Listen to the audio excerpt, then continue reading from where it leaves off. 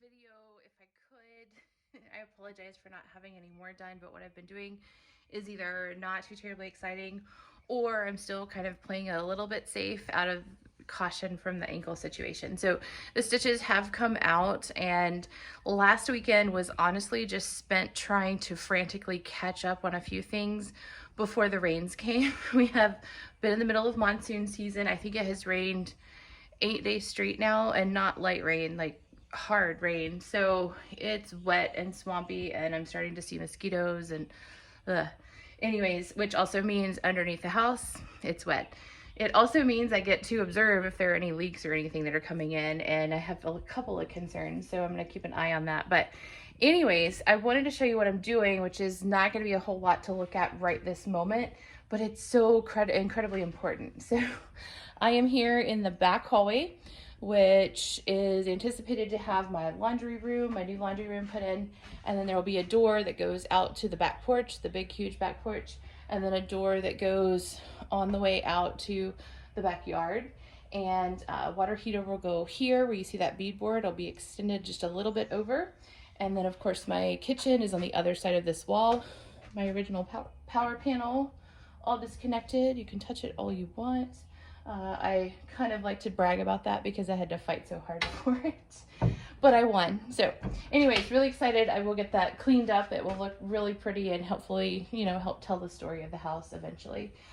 So what I'm doing right now is basically dry fitting the plumbing for the upstairs. Yay, I'm really excited about that. And I will say that the injury to my ankle actually had a lot of influence on it as well. It was certainly at the very top of the priority list. However, when it's in the middle of the night and you have to go to the restroom and you have to basically take a hike downstairs in the dark, crippled on the other side of the house, it inspires you to get that dealt with a little bit faster. So I am looking forward to the day when I can use the restroom upstairs again, brush my teeth upstairs, take a cold shower at the very least. But honestly, I think I'm going to go ahead and roll in the hot water at the same time. So in anticipation of that, the very first step is to get my plumbing in, which the very first step of that is actually the drainage system. Because the drain pipes are obviously bigger than all of our little water supply lines, and frankly, there's not that many.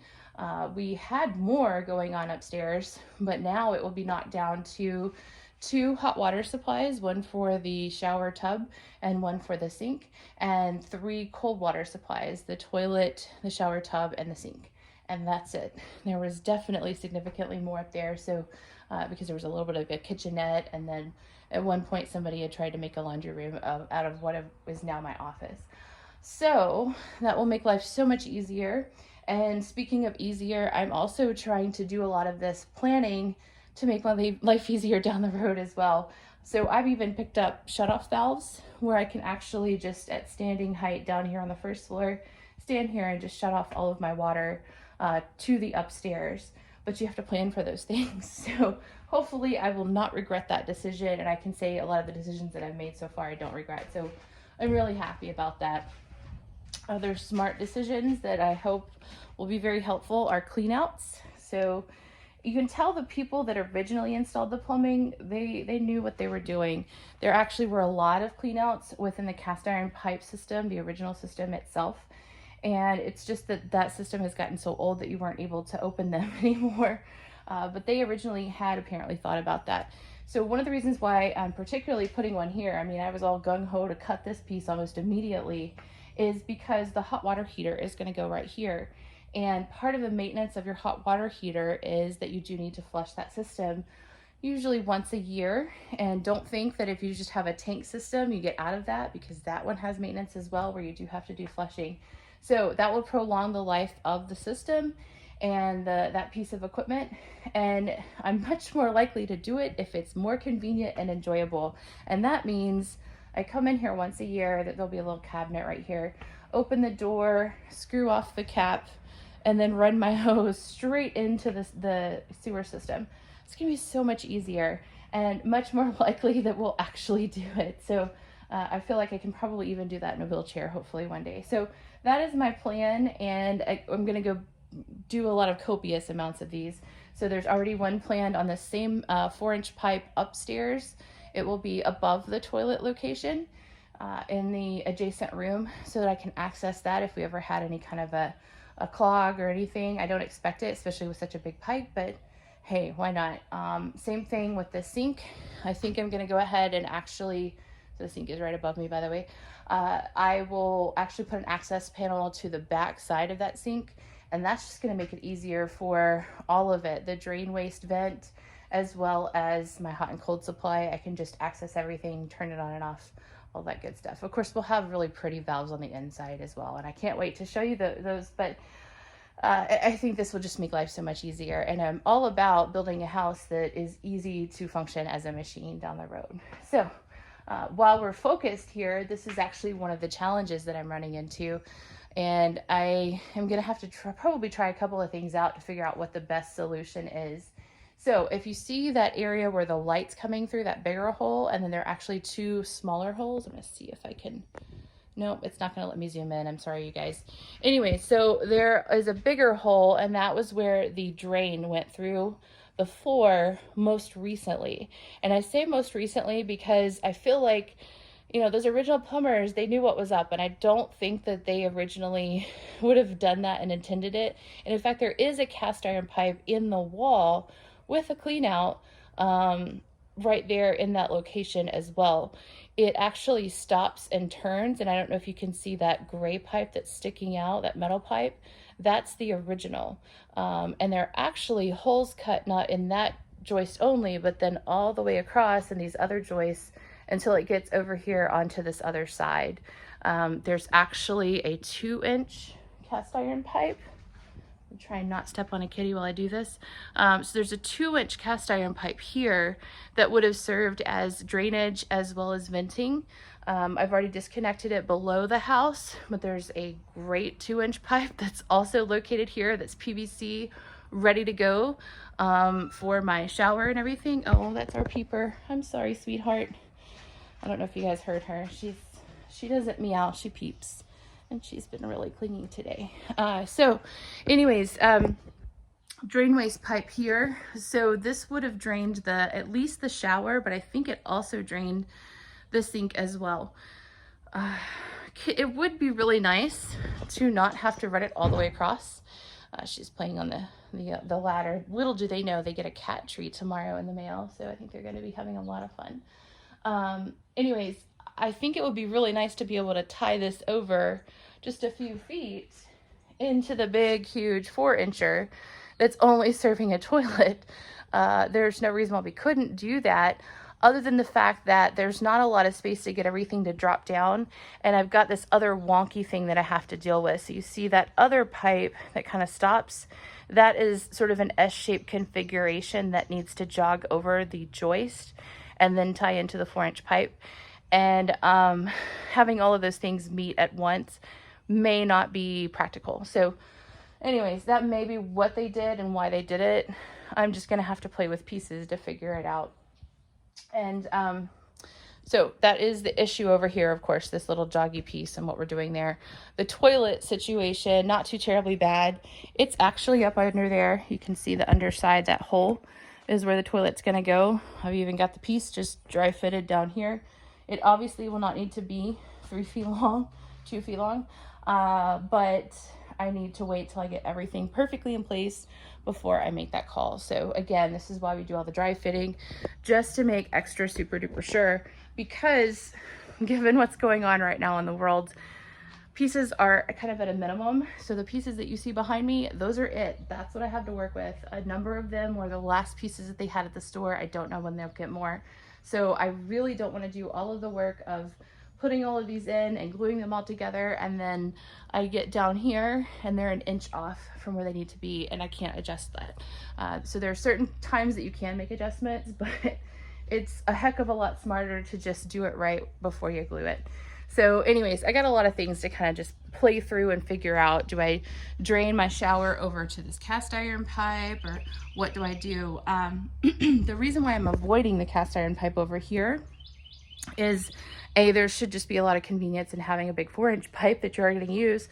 But also this one is buried in a wall that I have not opened up, and I really like to not open up walls if I can help it. So I would have to basically thread needles to take out the rest of the cast iron and replace it with PVC, which I certainly would want to do. You know, it's already starting to show signs of decay. This thing is 120 something years old, so that's fair. You would too, but I really would like to replace it, and just being able to access it to get long enough pieces in there and glue them together would be quite the challenge. So I may try and avoid that at all costs if I can. Anyway, so I just have a few more things to kind of work out as far as that goes. Now, the reason why I'm not starting where I would really like to start, which is underneath the house, you can see the last little bit, and I'm sorry, the mosquitoes are out. The last little bit of cast iron is still kind of poking up here. This is about a 3-foot piece. It's sitting on the ground. It's already disconnected. It's ready to go. It's kind of just showing me where to aim for now. But the main lateral I replaced underneath the house back in August. I think you can see the videos of that. And originally that main lateral ran diagonally to about right here where I'm standing. And so it kind of picked up a lot of the plumbing along the way. Well, because we've changed where some of the plumbing in the house is located, it makes a lot more sense, and it also just lays out better with the structure underneath the house to have it run parallel to the structure. So it actually stops over here kind of in that pink hallway underneath the house, and then I'm going to go and tie into it and then work my way back this way. And that needs to be pretty darn precise. One of the kind of comical comments that I hear about plumbing sometimes is it can't be that hard because water just runs downhill. And that couldn't be further from the truth, because there's so much more to it. We need to make sure that everything slopes at a 1¼ inch per foot slope, because that's the optimal slope to get your liquids plus your solids draining. We don't want things hanging out. We don't want things not draining at all. So we kind of have to make both of those things happen.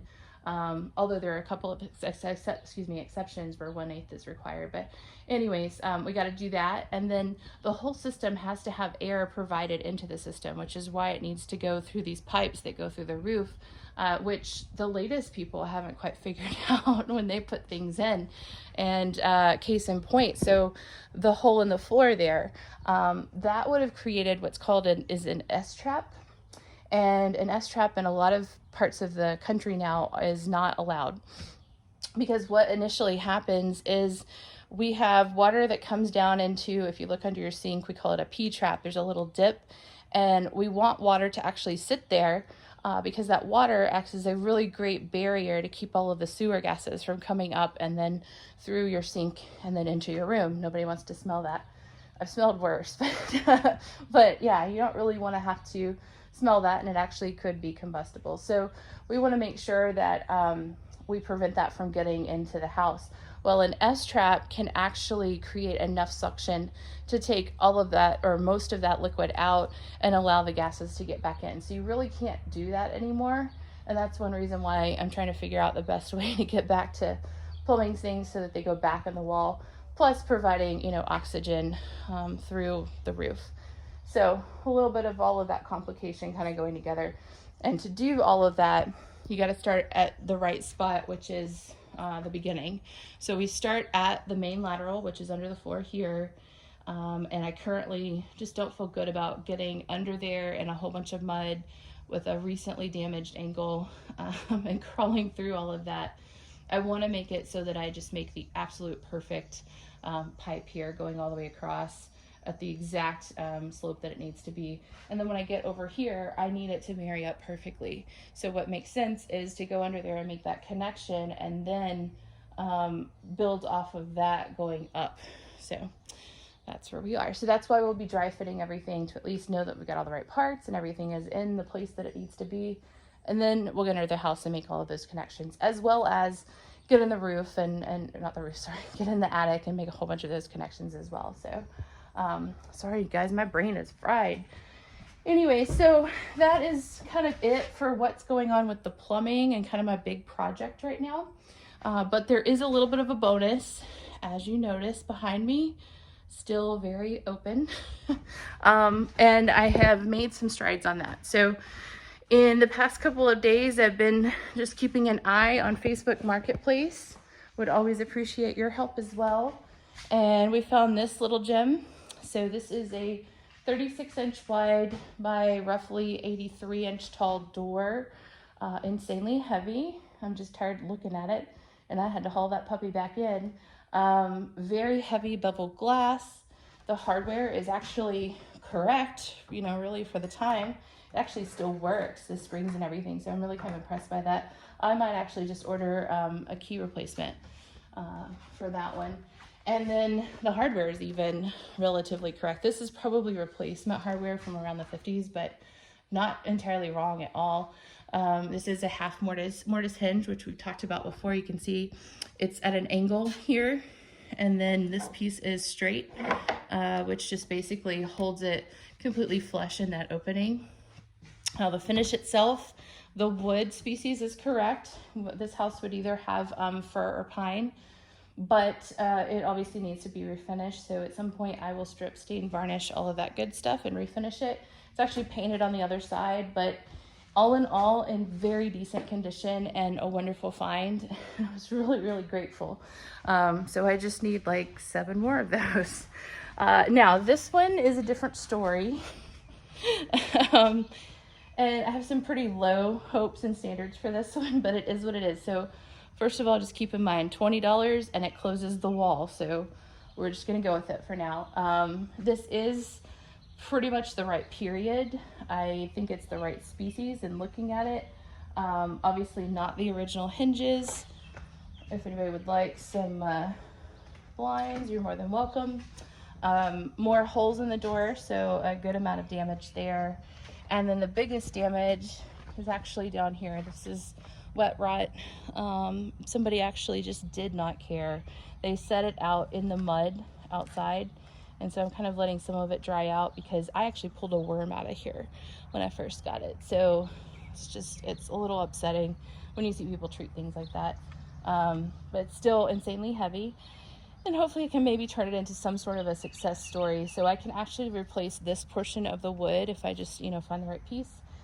This may or may not need to be replaced, or it could be epoxied. I don't know, we'll have to see. But that I can work with. So I'm optimistic. And then the other funny thing here is this one comes complete with its own bullet hole. So I know it has stories to tell. It's a smaller caliber, so you know, whatever. Maybe a BB. But I'd like to say that we don't have that. We already have that here at the Telly House anyways. Most of the windows on this side, which is the north side, First Street along the railroad tracks, when I got the house, had bullet holes in them, first and second floor. So it kind of fits in. There are some ways to make repairs. It would be a repair that you would always see, but it's kind of interesting because that is a testament to how thick and hardcore heavy the glass is. Most glass would just completely shatter and disintegrate. This one, you know, held strong. So I think, and y'all don't judge me too hard because again, I just need a door. I'm probably just gonna go ahead and hang it for now. And then what you'll probably see is me refinishing it later when we can kind of get to the point where you know, we've got a kitchen and we can take showers and all that kind of stuff. Then we get to do some of the fun part, which is the finishing. And I'm really getting to that point, honestly, with my office as well. I got a rug in there. I'm hoping to show you guys some upstairs stuff later. But I'm gonna go ahead and do a couple of things and then come back and refinish some floors at the end of the day because they're not really detrimental, they're cosmetic. In fact, a lot of the wood up there would have been raw or painted anyways. So it's not gonna hurt anything. But as much as you would like to have everything 100% buttoned up and finished, you do have to also kind of think about, man, I live here and you know, one thing at a time, what's the most important thing to do. And I would say having plumbing and hot water and doors, big priorities on the list. So anyways, you guys take care. I hope to share a couple more things with you today, but we'll see how it goes as far as the light goes. We will talk soon. Have a great week.